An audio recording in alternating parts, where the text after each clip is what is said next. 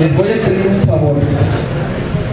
Yo me pierdo en el tiempo y puedo hablar y hablar y hablar. Sé que al final unos me seguirán, otros no. Unos se aburrirán más pronto que otros. Pero la Casa de la Cultura tiene sus políticas y creo que es a las 8, ¿no? Entonces, cuando ya llegue el límite o antes de unos 10 minutos antes, para que, como en los aviones, para que empiece yo a aterrizar, entonces me dicen, ya le faltan 10 minutos y entonces yo empiezo a reestructurar todo y empiezo a bajar para que podamos concluir con la meta que me puso la Casa de la Cultura Pública, ¿no? ¿Estamos de acuerdo? Bueno, entonces ya vimos los principios. Para mí el máximo principio es el principio de legalidad. ¿Por qué? Porque se permitió el rompimiento del sistema tutelar con el sistema de responsabilidad. Con eso que sepan y se lleven, ya lo hicimos.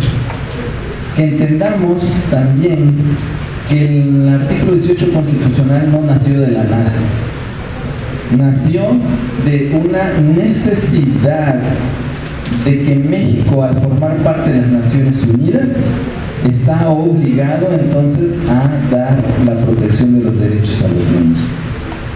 Y la Convención de los Derechos de los Niños tiene dentro de muchos derechos, como el derecho a opinar, el derecho al interés superior del niño, el derecho a no ser, el derecho a la igualdad, el derecho a la educación, a la salud, a la integridad, el derecho a la salud, el derecho a la educación, a la no violencia, al respeto a su integridad. Entonces creó 2 artículos básicos para hablar sobre los niños que tienen un conflicto con la ley penal o están dentro de los supuestos de aplicarse de la ley penal. Y estos 2 artículos son el artículo 37 y 40 de la Convención sobre los Derechos de los Niños, el 37 y el 40.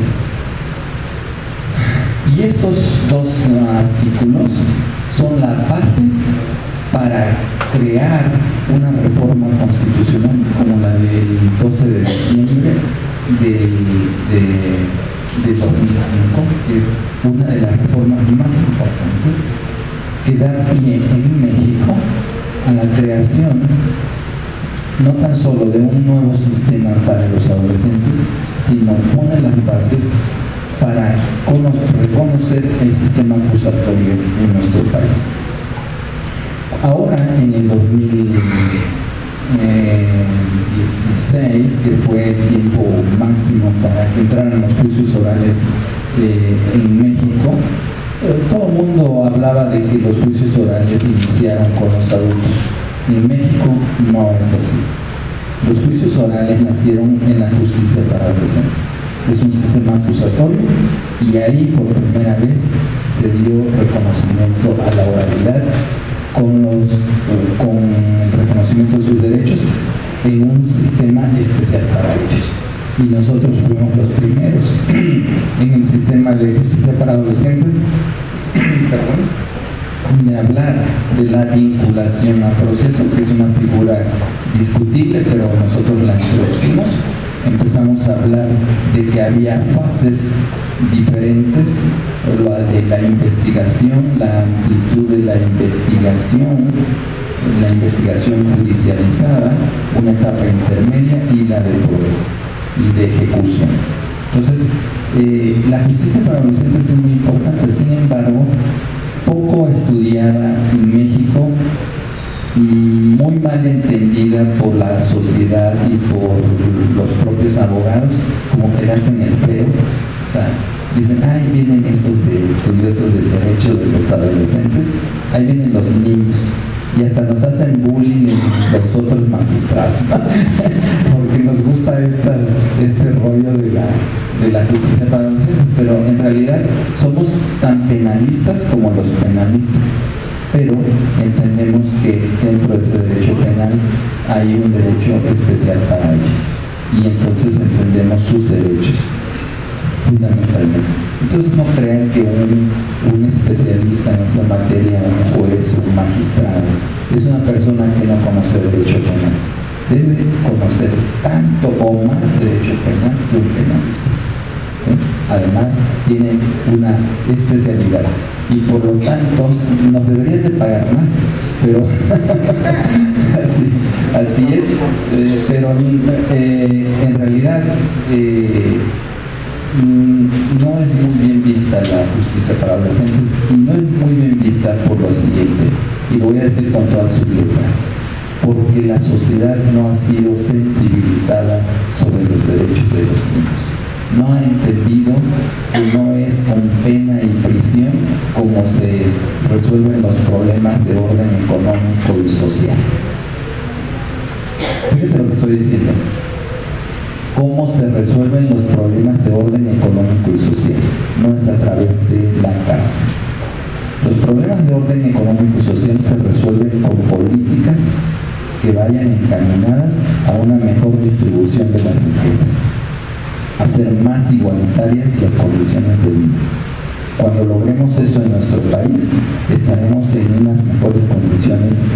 El derecho penal se usará para lo que es, para juzgar a las personas que cometen hechos tipificados como delitos, y no un instrumento para sancionar la pobreza o la criminalidad como producto de la pobreza. ¿Sí? Bueno, después de este breve discurso, ahora sí me voy a ir un poquito. Como tengo muy poco tiempo, voy a ir quemando etapas. Miren, yo les había preparado para esta tarde esa cantidad de hojas, que son 132 hojas, más todos los archivos que venían ahí, que vieron en un principio. Es imposible dar esto en unos minutos. Entonces voy a tratar de ir acotando las cuestiones. 2005, ¿qué sucedió? Eso dio origen a que los estados crearan sus normas, sus procedimientos, que crearan sus instituciones. Sin embargo, quedó un vacío. Nunca se dijo qué pasaba con la justicia federal. Ese vacío se quedó ahí. Desde mi punto de vista, no tenía realmente un vacío. La federación debió haber entrado de inmediato, pero dijeron ellos no dicen nada, nada más dice para los estados dentro de 6 meses le entran, ¿sí? Y se creó una vacatio ahí, y nos dieron, aparte de 3 meses más 6 meses más que se dieron en ese entonces, para crear los órganos y las instituciones y las normas, y vencía aproximadamente el 13 de septiembre de 2006. Se quedó ese vacío, y por ahí, por el 2008, la Corte hizo una tesis que dijo: bueno, señores, la justicia para adolescentes en materia de delitos penales federales, pues que lo absorban los estados. En base a un artículo que también era cuestionable, que era el 500 del Código de Procedimientos Federales. Desde mi punto de vista, muy cuestionable esa decisión. Sin embargo, en el 2009, como ese vacío seguía existiendo, se creó una reforma al transitorio que creaba el artículo 18 constitucional. Se creó una reforma, se adicionó un párrafo al transitorio segundo, y entonces dijo los legisladores federales: vamos a darle un año a partir del 2009, un año, o sea, decía hasta el 2010, para que la federación cree sus instituciones y sus normas en delitos federales. Ya me están siguiendo, ¿no? Porque como nos dio para los estados, también para la federación tenía la obligación de crear también sus estructuras, sus normas y sus instituciones. Y cuando hablamos de instituciones, estamos hablando de ministerios públicos, defensores, jueces, ejecución, centros de internamiento, todo eso. Hasta la fecha, pregúntenme, no hay nada sobre la materia federal. Los estados seguirán caminando, y crearon la ley federal. Vino otra tesis en el 2010 y dijo la Corte, ok, en el 2010 que vuelvan a conocer los consejos tutelares, fíjense, en el 2010, que vuelvan a conocer los consejos tutelares sobre delitos federales. Pero eso pasó en la oscuridad, porque ya los estados estaban encarrerados con su tesis de que ellos podían serlo.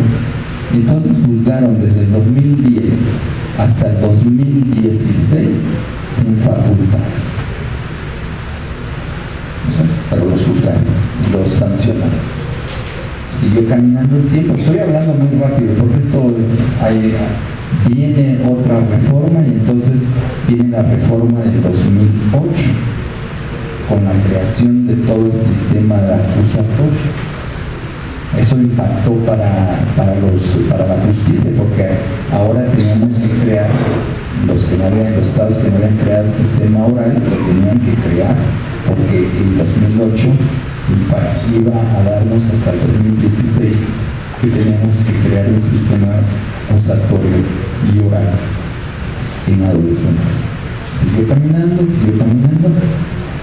En el 2012 se crea la ley federal y dice en uno de los transitorios de la ley, va a entrar en vigor hasta el 2014, 2 años más. Perfecto, sigue caminando, estamos caminando en un tiempo. Y viene otra reforma en diciembre del 2014 y dice, miren señores, todavía no, ahora nos vamos a enganchar a la reforma del cumplimiento del tiempo con respecto al plazo de los 8 años con respecto al sistema oral, la federación, ¿no? Entonces no echó a volar esto en el 14 y creó una reforma otra vez a esa vigencia de la ley. Y después vino otra reforma al artículo 18 constitucional en el 2015 y dijo, señores, ahora vamos a darle el reconocimiento expreso de que los adolescentes tienen que ser juzgados en un sistema acusatorio y oral. Vamos a reconocer plenamente ese derecho. ¿Por qué? Si no, porque habría entonces una discriminación, ¿no? El principio del discriminatorio. A los adultos les estamos dando un sistema acusatorio y oral, y a los niños les estamos dando un sistema escrito o mixto. Hay discriminación, tratos desiguales. Así que no todo trato desigual es un trato discriminatorio, ¿no? Pero en este caso sí lo es. Bueno, ya llegamos al 2015 y modificamos el artículo 18.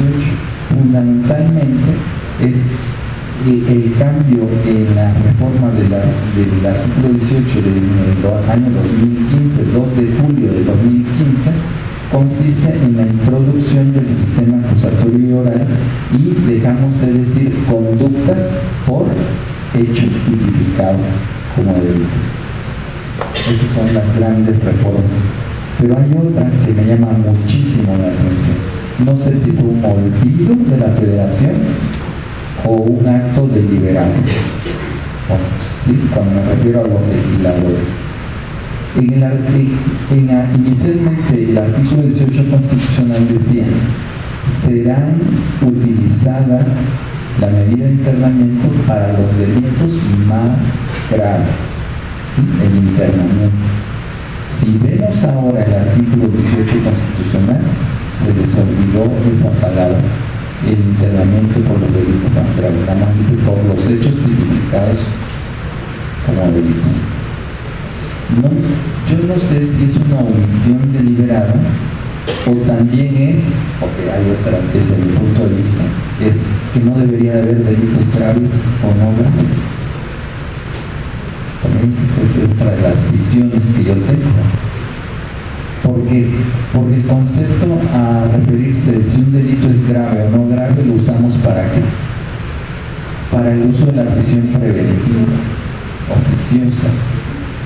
Y la prisión preventiva no debe de estar basada en la sanción o en la gravedad del delito, porque entonces no estaríamos viéndolo desde un punto de vista procesal, sino sería una pena anticipada. ¿Sí? Quizás me estoy saliendo un poquito del tema, pero todos somos juristas. Si lo estamos viendo, que la prisión preventiva debe ser solamente por razones procesales, ¿qué quiere decir? Presupuesto. No va a venir al proceso, se va a evadir, le va a ocasionar un daño a la investigación, quiere decir, va a ocultar pruebas, va a destruir pruebas, va a amenazar testigos, va a atentar contra las autoridades. Ese es el elemento para que sea motivo de que se le dé una prisión preventiva, o bien con motivo del delito puede cometer otro delito, por decir algo. Está acusado de homicidio, entonces él conoce al testigo que lo vio, puede irle a dar un chicharrón vulgarmente, sí, ¿verdad? Entonces, o amenazarlo, entonces crea otro delito para apoyarse. Entonces, bajo esos presupuestos, solamente por esos presupuestos se debería de dar prisión preventiva cuando se acredite esos hechos. Entonces la prisión preventiva está en función del proceso, no de la conducta o del hecho tipificado como delito. Si es así, tienen razón los legisladores al no haberlo puesto como las sanciones graves. Sin embargo, dentro de la doctrina dice la Convención sobre los Derechos de los Niños es que solamente se apliquen reglas de Beijing, también lo dice, solamente para aquellos delitos graves, ¿sí? Entonces, en 2015, la reforma del 18 constitucional, el 2 de julio de 2015, tiene esas particulares, pero también creó otra particular muy importante. Dijo, señores, ahora, como es un desorden allá con todos los estados, están aplicando de manera discriminatoriamente los derechos de los niños, porque en Tamaulipas 8 años máximos, aquí 10, en San Luis 15, en Aguascalientes 20, ¿verdad? En Morelos 4, desorden. ¿Los niños son mexicanos? Sí, son niños. Y entonces, ¿por qué los tratamos de diferente manera en el mismo país? Entonces no saben cuándo van a recibir una sanción de una naturaleza y cuándo de otra, ¿no? Entonces hay un acto discriminatorio. ¿Sí? Entonces dijeron, vamos a poner orden con ello y entonces vamos a modificar el artículo 73, fracción 21, apartado C. Vamos a decir una sola ley para todo el país. ¿Y qué creen? La idea de Fox se concretó, porque él planteaba una ley general, ¿sí?, penal para los adolescentes. ¿Se dan cuenta? Cuando se discutió entre el 2003 y el 2004 y 2005 cuál modelo iba a prevalecer, nos fuimos por el de justicia para adolescentes y ellos justicia penal. ¿Y qué creen que hicieron en el 2005? Le pusieron en el artículo 73, fracción 21, apartado C, justicia penal para adolescentes, ley nacional. El 18 nunca ha hablado de una justicia penal. El nombre de la justicia penal se introdujo en la modificación del artículo 73, fracción 21, apartado C. Y ahí se cuela ya el nombre concreto, penal. ¿Es correcto? Sí, porque el derecho, al final de cuentas, la tipificación de los delitos están en código penal. Los procedimientos derivan de una norma procesal. Pero la tentación de haberle puesto penal en México ha sido muy dañina. ¿Por qué? Porque ahora resulta que los tribunales no todos, algunos, ¿no? Con la cuestión económica están diciendo, bueno, pues que los juzguen los jueces de adultos, no los jueces especializados, y están haciendo ahí cosas raras. Y lo otro, al no tener esa especialización, al no tener esa visión que requiere este sistema, pues esto va en detrimento de los derechos de los niños.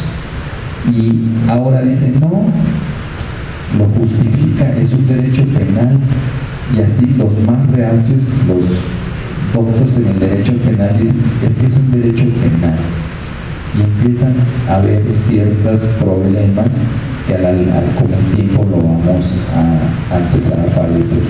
Afortunadamente, les voy a decir una cosa, el estado de Durango es uno de los estados más avanzados en esta materia.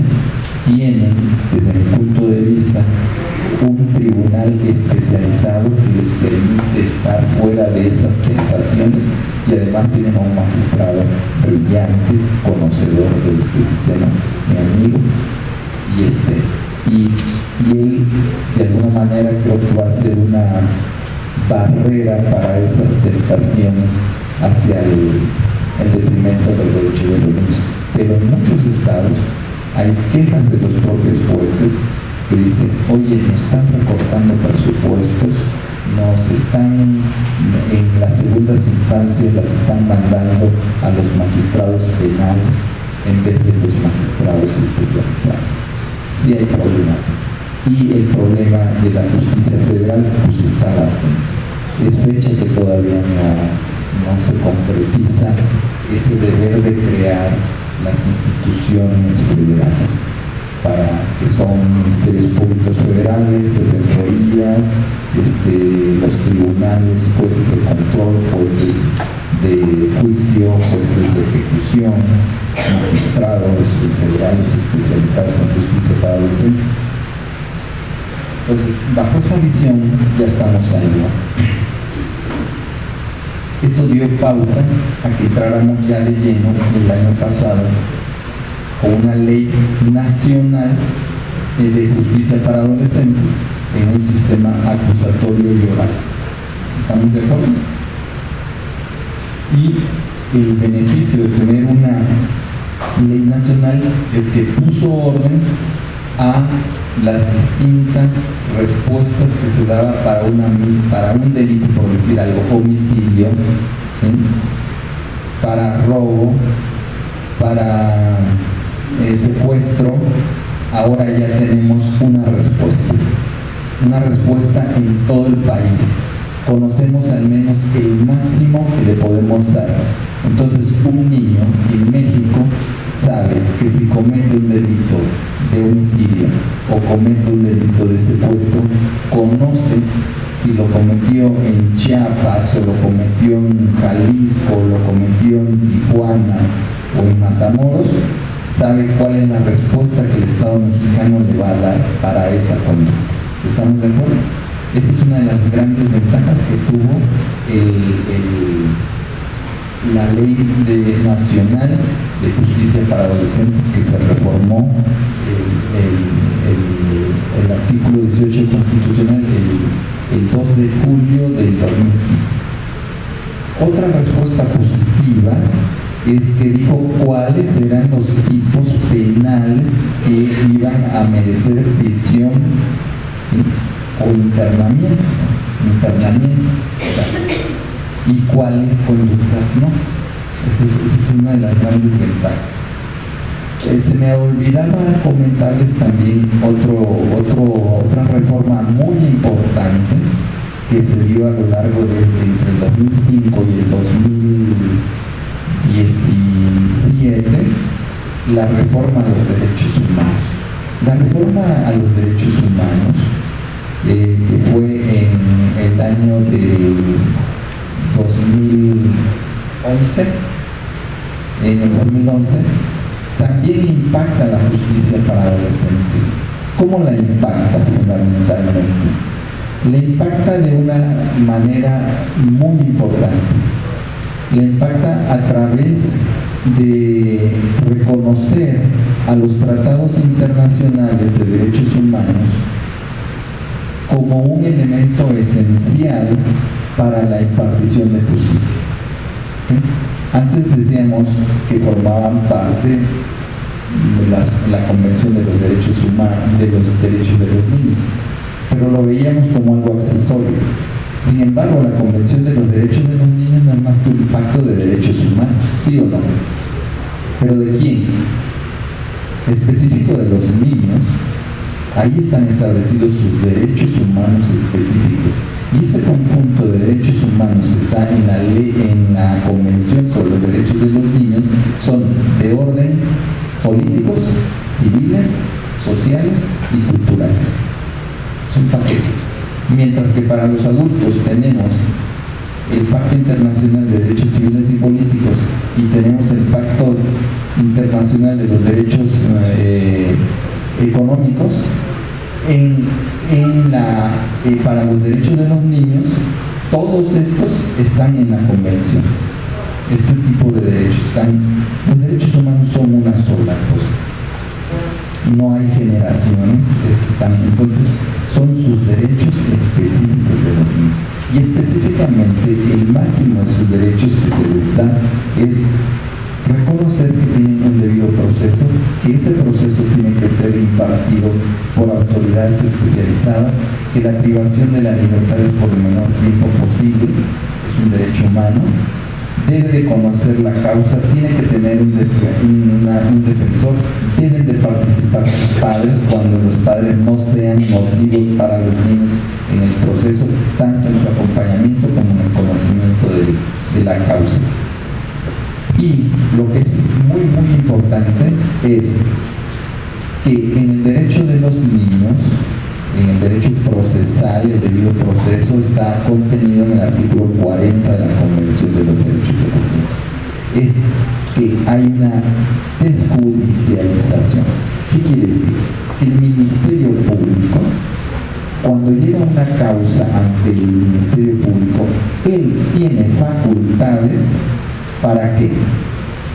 Tiene facultades para no judicializar el hecho. Y es una obligación para el Ministerio Público en materia de niños de encontrar salidas alternas diferentes al proceso. Es su obligación, no es un si quiero. ¿Por qué? Porque la tarea es la desjudicialización. Esa es la tarea. Pero ¿qué está sucediendo en México? En México lo que nos estamos yendo con una inercia es que estamos en un momento de criminalidad muy alto. Los niños están siendo utilizados para cometer delitos. No sé si aquí es muy famoso los que vigilan, los que echan aguas, ya saben a quiénes, ¿verdad? ¿Sí? O los usan para ejecutar, ¿no? O para traficar, o como lo decía nuestro compañero, o bien son víctimas, son prostituidos, son utilizados para transportar cosas. Entonces, ese tipo de crímenes está dándole una visión muy diferente para lo cual fue diseñado en esencia el sistema de adolescentes. El sistema de adolescentes fue diseñado para una criminalidad de principio, una criminalidad, digamos, común, un robo, un homicidio, una violación, o sea, para esas respuestas. Pero lo que está pasando en México ahorita, lo que conocemos es que los niños están entrando a ese campo muy problemático donde han sido utilizados, y yo siempre he dicho que ellos sí deben ser sancionados porque de alguna manera tienen responsabilidades, pero también deben ser sancionados los adultos que los utilizan. México no ha querido suscribir, tipificar como delito el que un adulto haga uso de un niño para cometer delito, porque si fuera así, entonces el niño pasa de ser ejecutor de un delito a ser víctima, y eso no, políticamente no se quiere hacer, pero es un deber hacer. Entonces estamos ya en el 2015 y modificamos tanto el 18 como el 73, y me decía que había la reforma de los derechos humanos. Yo les voy a decir que la reforma de los derechos humanos fue impactante para México, porque el caso Rosendo Radilla Pacheco fue hagan de cuenta como cuando le pegan a alguien con un mazo en la cabeza. Nos cimbró como país. Nos cimbró porque le pegó a algo que impactó demasiado. Impactó prácticamente a las estructuras judiciales y a todas las autoridades. Cuando en la resolución de Radilla Pacheco se dijo que todas las autoridades judiciales formaban parte del sistema interamericano de los derechos humanos y que éramos garantes y teníamos obligaciones frente a los derechos humanos y formábamos parte de ese conjunto de instituciones protectoras de los derechos humanos. Y eso fue muy impactante para el Estado mexicano, al grado de que la Corte se planteó en un caso que se llama Barrio 912 del 2010 si tenían que dar respuesta o no a esa condena que se había hecho a México por el caso Rosendo Radilla Pacheco. Y se llegó bajo esa idea porque se ordenó a México que se publicara como un proceso de reparación, de sanción, a la vez de reparación, y para no volverse a repetir esos hechos, se condenó a México haciendo que ciertos párrafos se publicaran de esa sentencia y fundamentalmente trayendo como consecuencia dos reformas fundamentales. Una al artículo 1 constitucional y la otra a la ley de amparo. Y voy a más o menos a leer lo que dice el artículo 1 constitucional.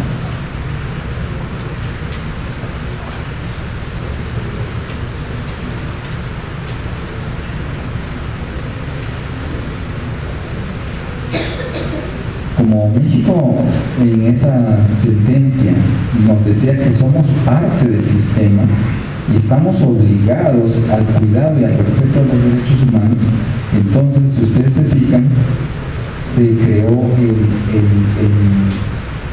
el párrafo tercero, que dice: todas las autoridades en el ámbito de su competencia tienen obligación de promover, respetar, proteger y garantizar los derechos humanos de conformidad con los principios de universalidad, interdependencia, indivisibilidad y progresividad. Esa sentencia de Rosendo Radilla Pacheco fue un cambio fundamental.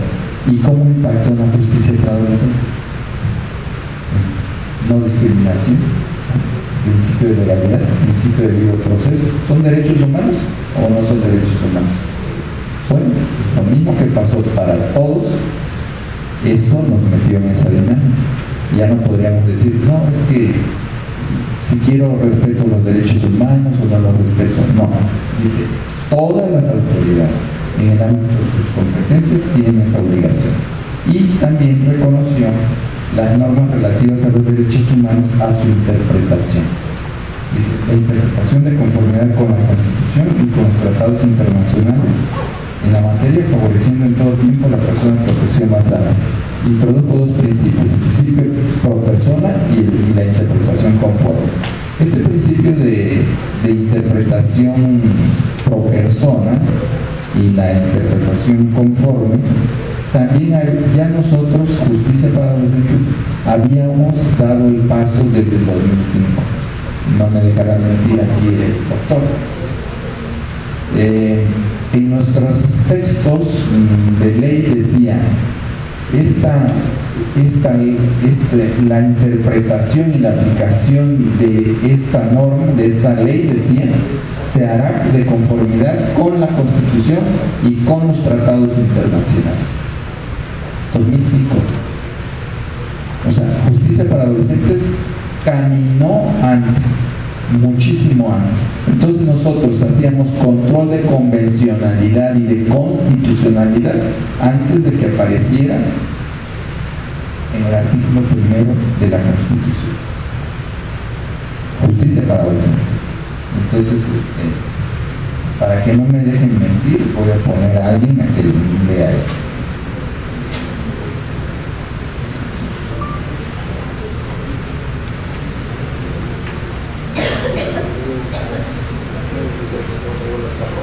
¿Me pueden ayudar? Esa es mi ley de Tamaulipas, que todavía está vigente porque hay casos que todavía estamos terminando de resolver así. Entonces, pero quiero que alguien me ayude con el artículo 6. ¿Okay? 2005, para que no digan el 6 del 2005.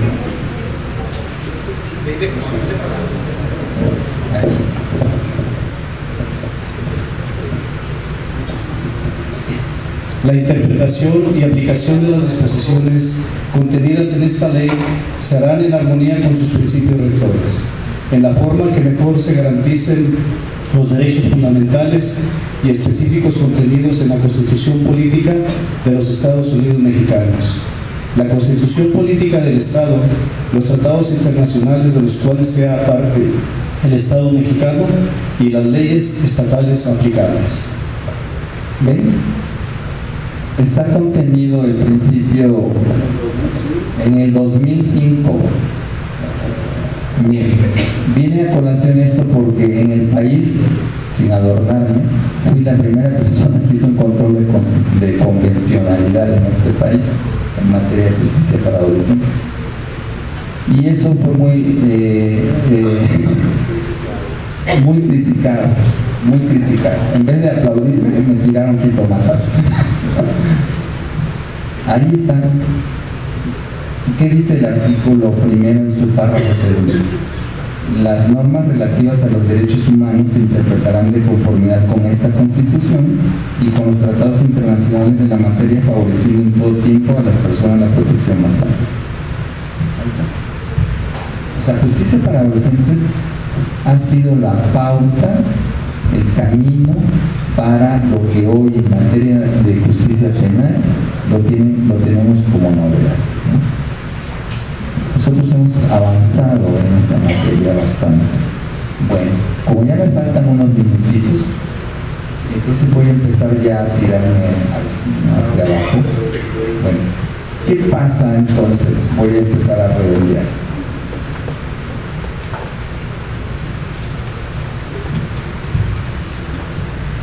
Sobre estos principios.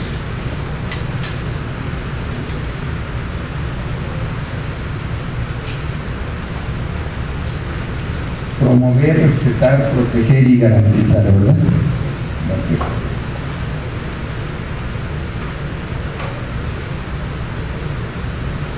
¿Qué debemos entender por estos verbos en materia de derechos humanos? Promover. ¿Qué se les viene a la mente? Hacer algo a favor de, ¿verdad? O sea, ¿qué andas patrocinando a alguien? Andas promoviendo, dices, divulgando, ¿verdad? Entonces, tenemos que divulgar los derechos. ¿Sí? Hay que promover el Estado de Derecho. El Estado de Derecho, por el respeto, por la aplicación de estos derechos. ¿Va? Por eso dice que todas las autoridades tienen la obligación de cumplir. Bueno. Y después dice respetar. ¿Qué entendemos dentro del concepto de los derechos humanos por respetar? Es un verbo, ¿va? Es una acción, es una acción en infinitivo, ¿va? Respetar a cada uno lo que le corresponde, respetar los derechos de los demás. Todas las terminaciones ar, ir son verbos en infinitivo, respetar, ¿va?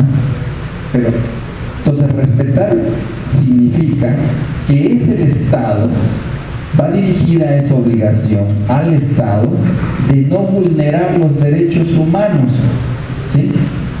Pero ya también hay una obligación de respetar Entre particulares, ¿ok? Pero va dirigido a ello. Y cuando habla de proteger, ¿sí? Ahí el Estado tiene el deber de, frente a los particulares, de que los particulares no violenten los derechos. Es muy importante esto, ¿no? Yo creo que las reformas al artículo 3 son muy importantes. La igualdad de las escuelas, la igualdad de los niños. Entonces estos verbos, entonces debemos de entenderlo. Respetar es el primer obligado es el Estado. Cuidar, ¿sí? Cuidar de no violentar los derechos. Y cuando estamos hablando en términos de proteger, es el Estado tiene el deber de que particulares no le violenten los derechos a otros, ¿sí? Y garantizar, cuando hablamos de garantizar, estamos hablando de acciones, cosas que debe de hacerse, tomar decisiones y acciones en favor de los derechos humanos.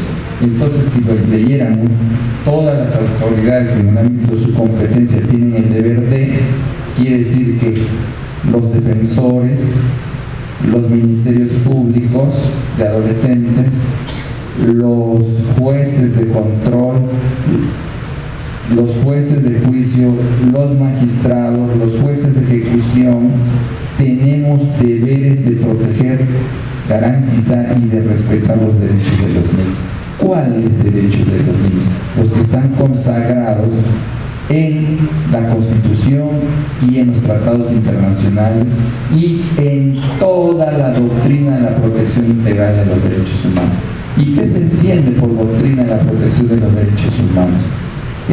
Es el principio o la base teórica, normativa, que ha creado la Organización de las Naciones Unidas para la protección de los derechos. Y esas están contenidas en las reglas de Beijing, que son las reglas para la administración de justicia para los niños. Ahí se establece todo un sistema de impartición de justicia. En la Convención sobre los Derechos de los Niños, establecidos en el artículo 37 y 40, ahí se establece el sistema de justicia para adolescentes. Toda la parte que va dirigida hacia la prevención del delito, que son las reglas de REAC, ¿sí? Y toda la parte de las normas que van dirigidas hacia la ejecución, ¿sí? Como son las reglas para las personas privadas de su libertad en menores, o conocidas como reglas de La Habana, y las reglas de Tokio, que son todas las reglas de las Naciones Unidas para la aplicación de medidas no privativas, ¿sí? Entonces, todos estos ordenamientos le vamos a dar como nombre, como el sistema de protección integral de justicia para los niños. Este marco de la Organización de las Naciones Unidas es lo que se va a conocer como el sistema de protección. ¿Sí? A este marco de directrices, reglas, convenciones, ¿sí? Aunado también a las disposiciones contenidas en los derechos humanos, como son el Pacto Internacional de Derechos Civiles y Políticos, como sería la Convención Americana. Todo esto formaría parte de un corpus juris internacional, y esa es la base del sistema de justicia para adolescentes. Pero ese marco, ya les dije dónde está su origen. y acabo más o menos de comentarlo y ya mi amigo el doctor tuvo a bien verlo por sus propios ojos, ¿dónde está la base de este Corpus Juris internacional? Está en los Estados Unidos de Norteamérica, en un modelo de justicia que se conoce como modelo 4D.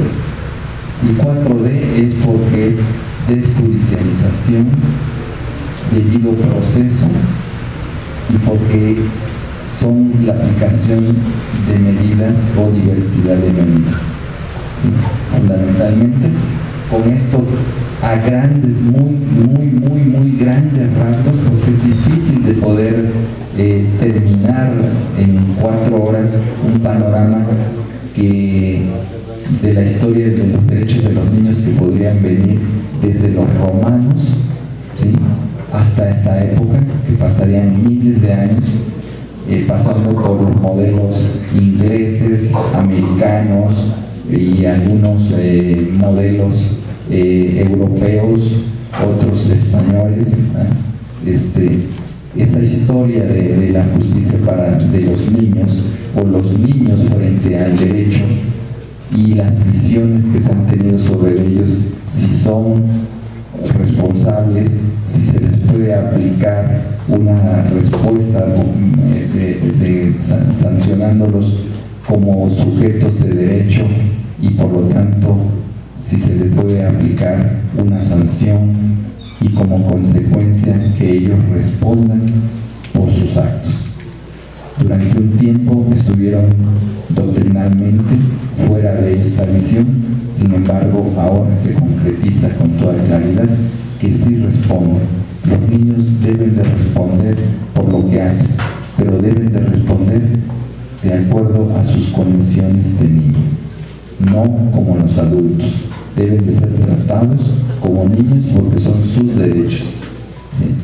Sin embargo, la tentación siempre va a quedar ahí latente de las autoridades de a veces traspasar estos derechos que les corresponden. A las autoridades, a todas las autoridades, yo les diría, estamos obligados a garantizar, a respetar, a promover los derechos de los niños. Muchísimas gracias por haberme acompañado esta tarde y esta noche, y que mañana podamos continuar con la otra parte que tenemos.